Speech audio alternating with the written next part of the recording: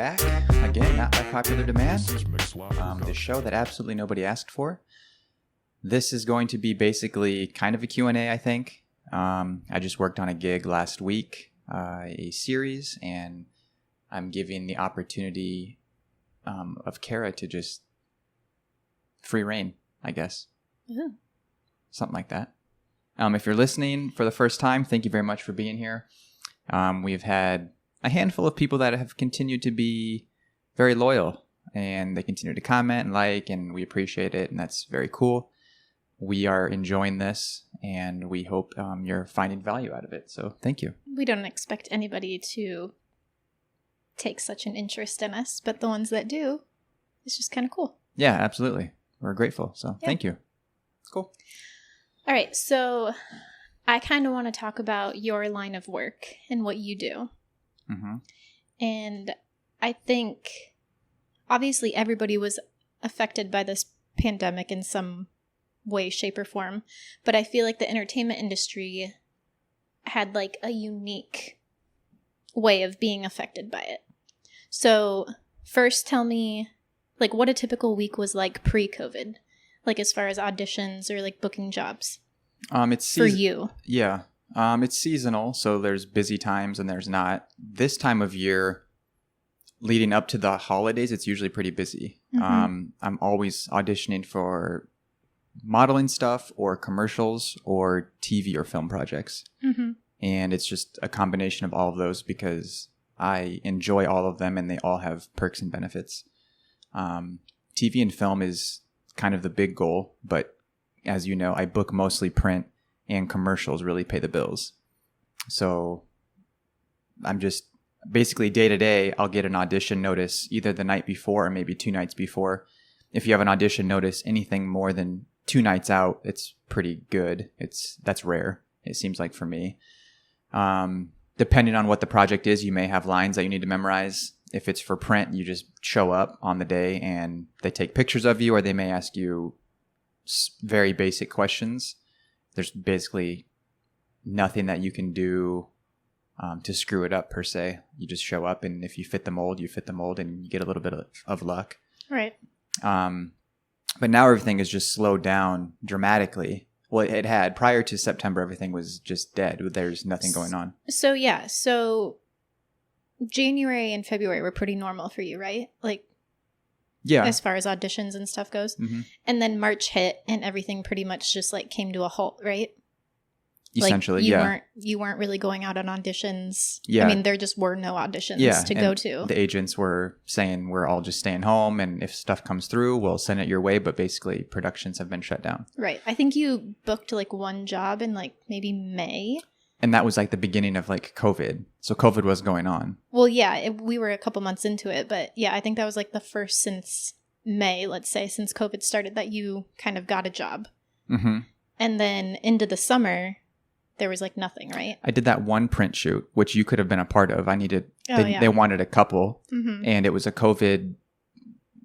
Because COVID was going on, they wanted people that had lived in the same house that could act as be the actual couple mm-hmm. of this print shoot. But Kara was pregnant and not feeling great. She was very sick. I was in the thick of my morning sickness. Yes. So, or all day sickness. Yes. So I booked that, but it was a very small gig and a very small crew. And even that was like a direct booking. Like you didn't audition or anything, right? Right. Yeah. I think now they're kind of just eliminating people getting together as much as possible. Mm-hmm. So if they can book you off of tape or pictures, mm-hmm. they will, which is much more ideal. And that's how it should be anyways. Right. For some projects. So now that things are kind of starting to pick back up, mm-hmm. I mean, COVID is still a thing and mm-hmm. here, but the industry is like starting to get back to somewhat normal. So like, what is the audition process like now compared to what it used to be like? Has it changed? Well, yeah. First, things have picked up significantly more. Like I've had way more TV and film auditions over the last few weeks than I typically do when it's not a pandemic. Mm-hmm. And I think it's because now productions are figuring out ways to navigate this weird landscape of rules and regulations and the sickness. And they have stuff that they needed to get shot.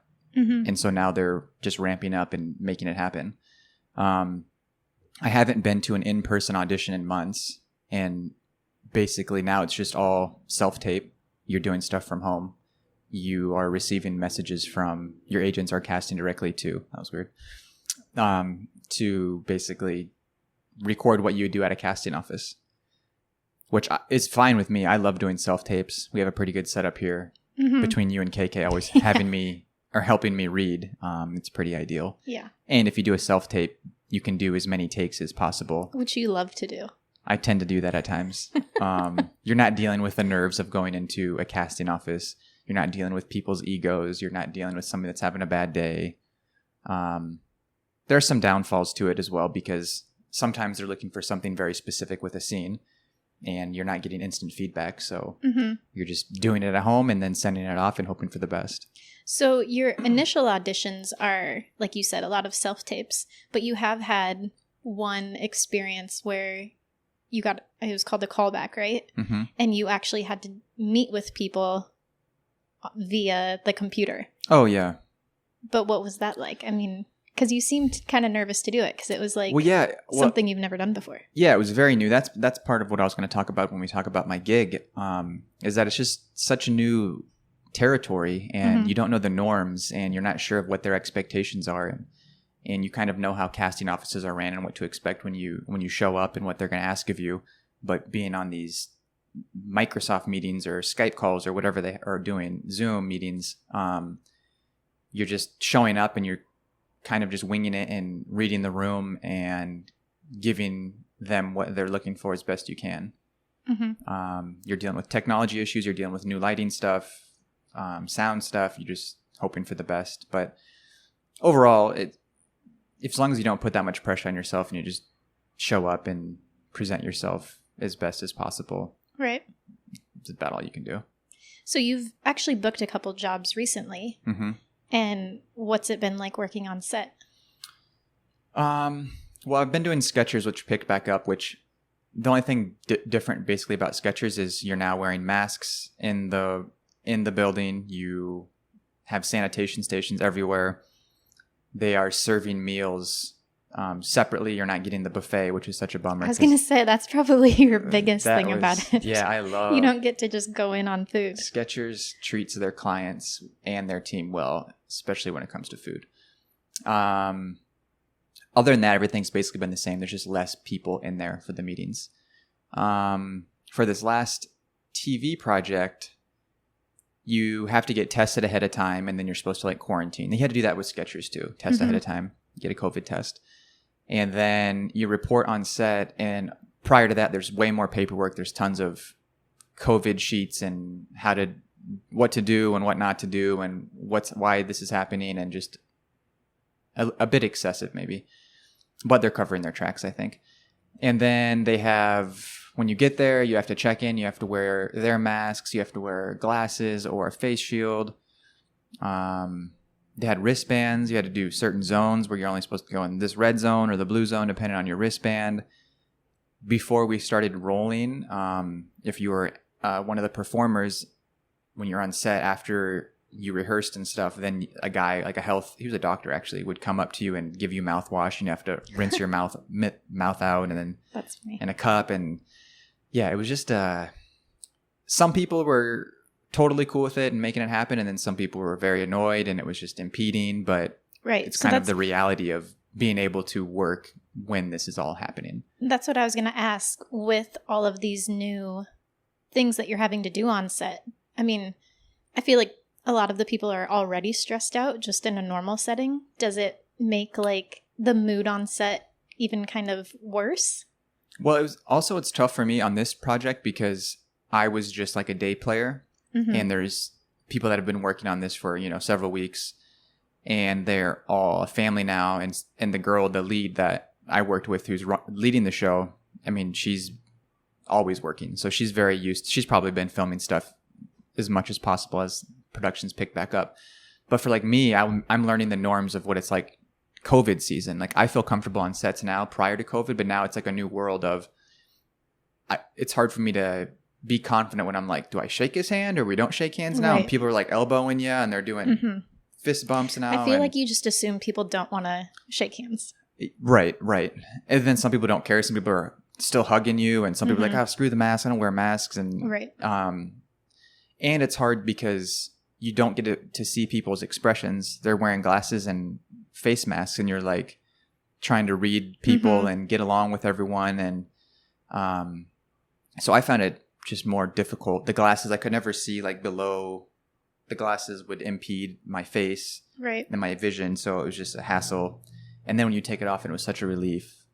But you'd only be able to take it off when you were shooting. Everything else, you had it on. But for the most part, it was okay. That was my first gig in a bit, and there's just new rules. So going forward, do you feel like the industry's like forever changed in the aspect of like how the audition process is going? Or, I mean, as far as what they're doing on set for COVID, like who knows how long that's going to go on, but like how the whole process to even book the job?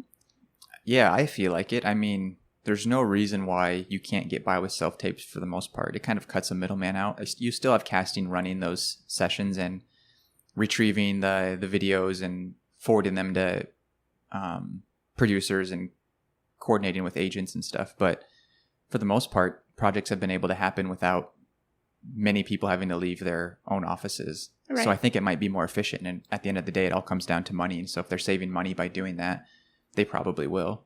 Well, and I feel like you've talked about there's some people that, you know, when this all began, that they decided to move out of LA.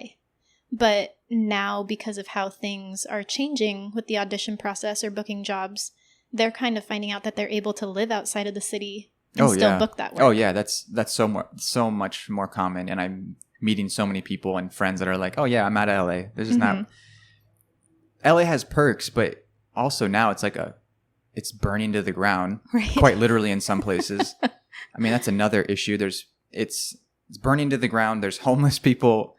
God bless them. You hope for the best, but they're overtaking parts of the city where I could go on a rant. This could be. Yeah. I'm not going to go down that path, but there's parts of LA that are destructing.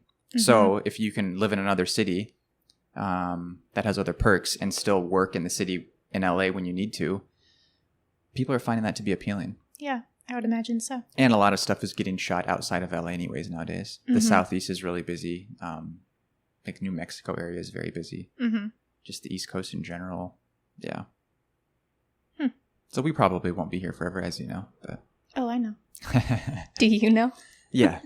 But it seems like, I don't know, work has picked up. And I think we're at a place now where we probably could live elsewhere and have connections enough that we could make it happen. But yeah. For me, this has kind of been a little blessing. Like, hey, look, babe, we can live outside of the city and you can still work. Yeah, no, it has been a blessing in a few different ways. Yeah, it's good. Yeah. Cool. Anything else you want to say about how things are going? Well, the shoot overall went really good, I guess. Oh, yeah. So, yeah, I forgot to ask you the actual shoot. I don't think we can say what it is, right? No, I mentioned it was for a Snapchat series.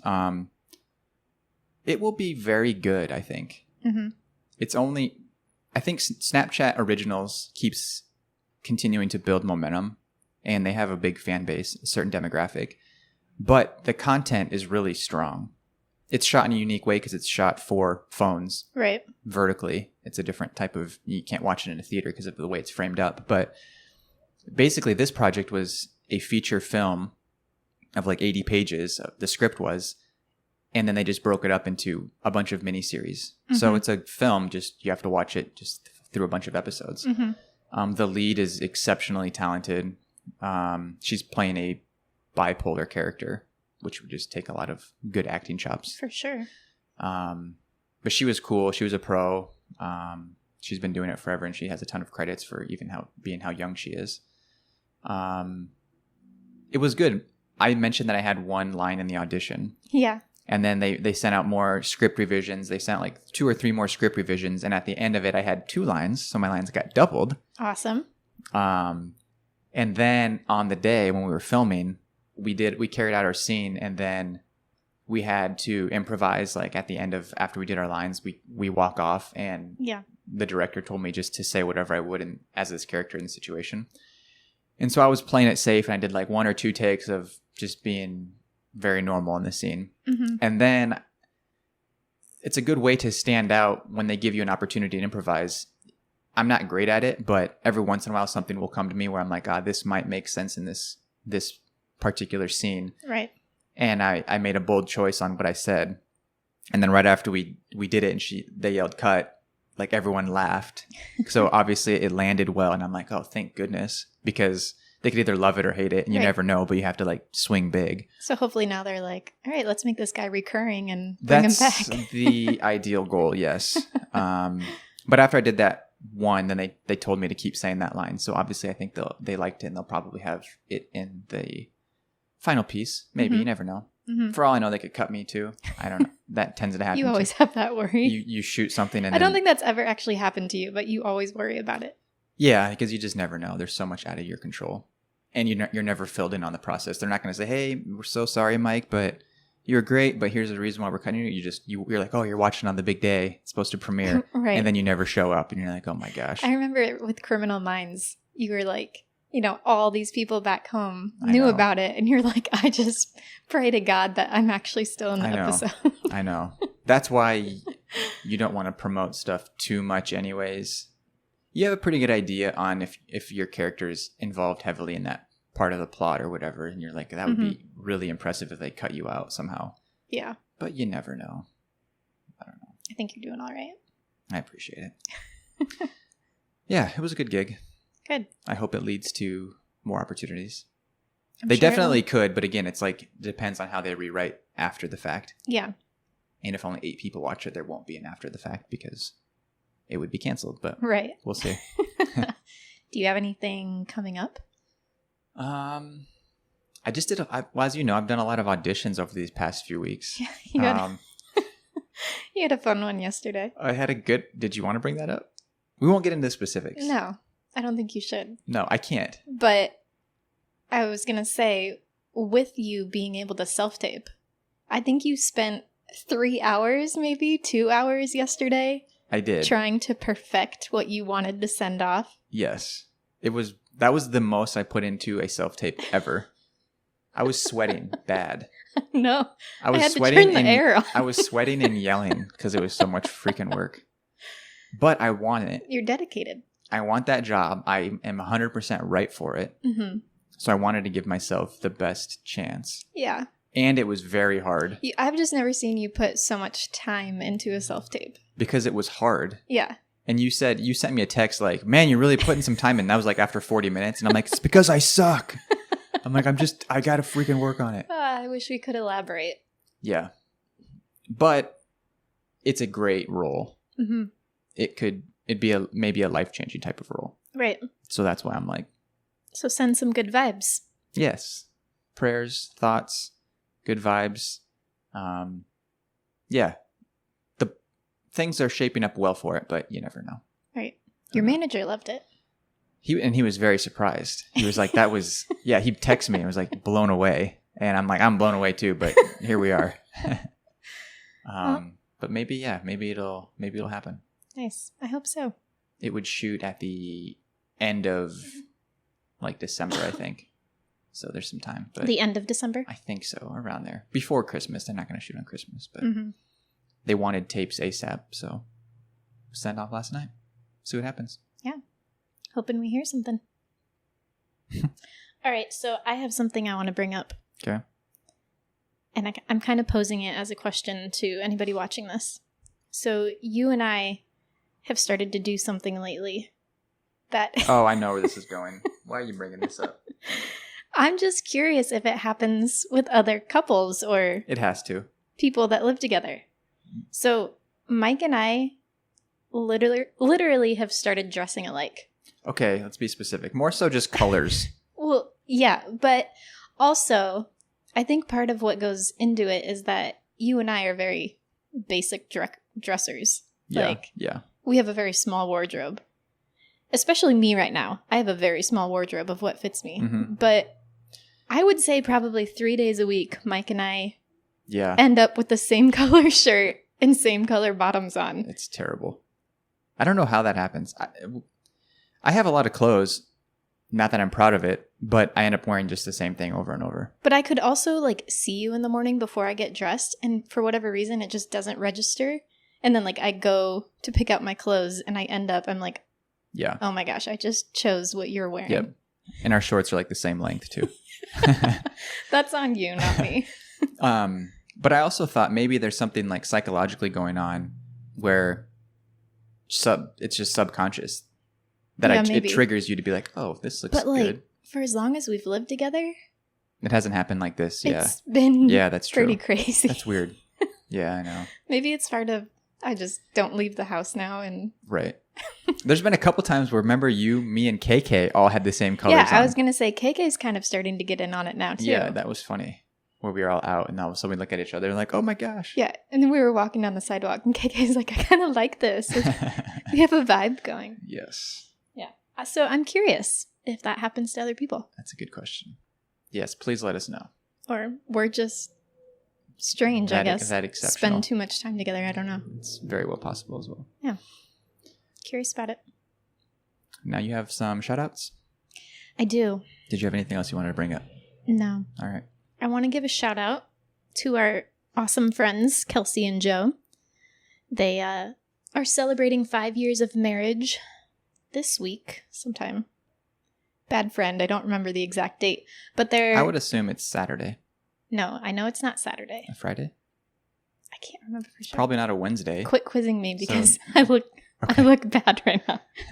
But they're having a big wedding celebration on Saturday, and so just giving them a shout out. I hope it's a great day. That's what I meant. There's celebrations on Saturday. Yeah. Okay, I'm sorry. But their actual anniversary, I'm not sure. Yes. But yes. Mike and I are super sad that we can't be there for obvious reasons and wish we could, but yeah, sending all good things and love their way. Yeah, that's a huge bummer. I was so bummed when the dates. Yeah, it's a huge bummer we can't be there, but obviously like another awesome reason why we can't. Yeah. But we hope you have an incredible time. Yeah. So we'll be thinking of you. We love you guys. Yeah. I have a shout out. I want to give a shout out to Kim Anderson. Okay. Loyal viewer. She's been awesome on the comments, and if you just know Kim, you know she means it, and she has a huge heart, and she's always been nothing but exceptional to me and my family. So yeah, thank you very much, Kim, for the support on the show and just over the years. Yeah. And I hope to catch up with you soon. Maybe you can see the baby over Christmas. We'll be back for I don't know, a relatively extended period of time. Carrie doesn't have to be back for work. Yep. So hopefully we cross paths. We'll be hanging out for a while. Yes. And I wanted to give a shout out to Jordan, her son as well. Hi, Jordan. My lifelong best friends. We were good friends when we were in high school together. Yes, I remember that. I could go on for days on stories of adventures with Jordan growing up. I've seen lots of pictures. Nothing but great memories. I see the pictures always pop up too on Facebook. And that's why it makes me think of it, all the throwback stuff. But I hope you're well, Jordan. Love to catch up with you soon. Always welcome out here. I've said that before, but we have a bigger space now, so we could make it work. We actually feel like we can invite people. Yes. I invited him before, but well, we of course make it work for anybody, but yeah. Yes. We could be better hosts now. Yes.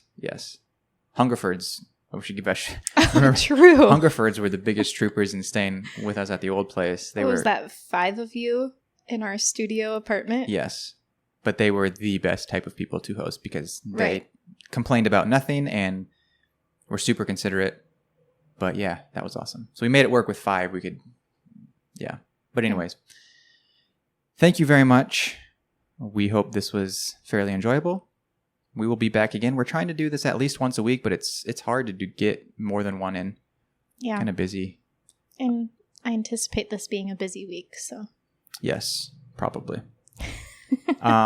Please like this video on YouTube if you can. Please subscribe. Our goal is to get 1,000 subscribers, which is a tall order right now, especially just starting off, but we know we can do it. Right. And even if you don't watch every video, just subscribe and hit us up when you can. Yes, and we're going to continue to evolve and talk about new things and just cover more topics and just get better at what we're doing here. Yeah. And I want to start interviewing people that I find value in, and people that I look up to, and people that I think have incredible stories. Yeah. I want to start with my grandmas. Grandma Kay, Grandma Jane, I'm coming Both after you. incredible women. Exceptional people. I'm going after them over Christmas. It's a great idea. So if you're watching this, I look forward to our conversation. What is it about just grandparents that it's just like awesome to talk to them? I feel like you figure that out so late in life. Oh, yeah, I think so too. But I don't know. There's just something, I don't know. I mean, for me, obviously they have huge hearts, and I think you start to appreciate how much work it takes to raise a family and to just maintain relationships. And for me, you immediately feel their love just being with them. Yeah. And how much they appreciate you. But also for me, they have so much wisdom. Right. And that just comes with years of experience and age. I learn so much from them every single conversation I have with them.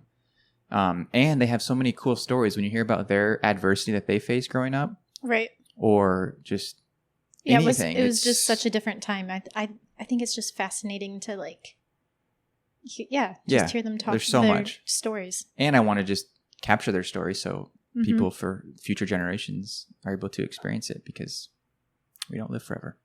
We do not. But yeah, thank you very much. See you on the next one, and have a great week. See ya.